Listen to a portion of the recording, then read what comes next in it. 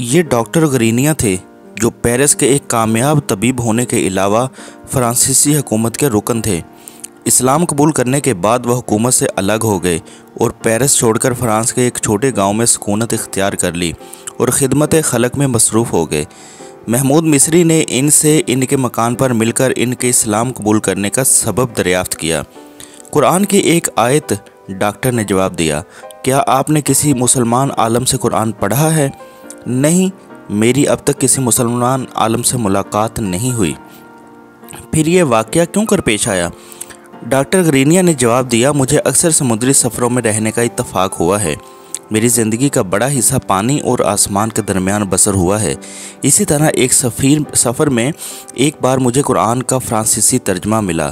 یہ موسیقی قاری کا ترجمہ تھا۔ میں نے اسے کھولا تو سورہ نور کی ایک آیت سامنے تھی جس میں ایک سمندری نظارے کی کیفیت بیان کی گئی۔ ترجمہ جیسے اندھیرا گہرے سمندر میں اس کا ڈھانپ لیا ہو موج نے، لہر کے اوپر لہر، اس کے اوپر بادل، اندھیرے پر اندھیرا۔ اس حالت میں ایک شخص اپنا ہاتھ نکالے تو توقع نہیں کہ وہ اس ہاتھ کو دیکھ سکے، اور جس کو اللہ نور نہ دے اس کے لیے کوئی روشنی نہیں۔ میں نے اس آیت کو نہایت دلچسپی سے پڑھا جس میں سمندری نظارے کی کیفیت بیان کی گئی تھی۔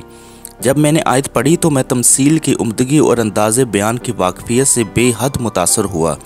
میں نے خیال کیا کہ محمد صلی اللہ علیہ وآلہ وسلم ضرور ایک ایسے شخص ہوں گے جن کے رات اور دن میری طرح سمندری سفروں میں گزرے ہوں گے۔ پھر بھی مجھے حیرت تھی کہ انہوں نے گمراہیوں کی آوارگیوں اور ان کی جدوجہد کی بے حاصلی کو کیسے مختصر الفاظ میں بیان کیا ہے، گویا کہ وہ رات کی سیاہی، بادلوں کی تاریکی اور موجوں کے طوفان میں ایک جہاز پر کھڑے ہیں اور ایک ڈوبتے ہوئے شخص کی بدحواسی کو دیکھ رہے ہیں۔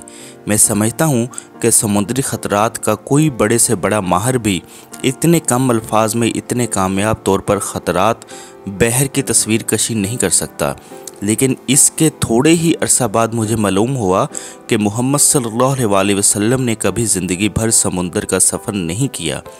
اس انکشاف کے بعد میرا دل روشن ہو گیا۔ میں نے سمجھا کہ یہ محمد صلی اللہ علیہ وآلہ وسلم کی آواز نہیں ہے، بلکہ اس خدا کی آواز ہے جو رات کی تاریکی میں ہر ڈوبنے والے کے ہی حوصلہ کو دیکھ رہا ہوتا ہے۔ اس کے بعد میرے لیے اس کے سوا کوئی چارہ نہ تھا کہ میں مسلمان ہو جاؤں۔ سبحان اللہ۔ امید کرتا ہوں کہ آپ کو یہ ویڈیو ضرور پسند آئی ہوگی اور آپ اسے اپنے دوستوں کے ساتھ بھی ضرور شیئر کریں گے۔ اللہ پاک میرا اور آپ سب کا حامی و ناصر ہو۔ اللہ حافظ۔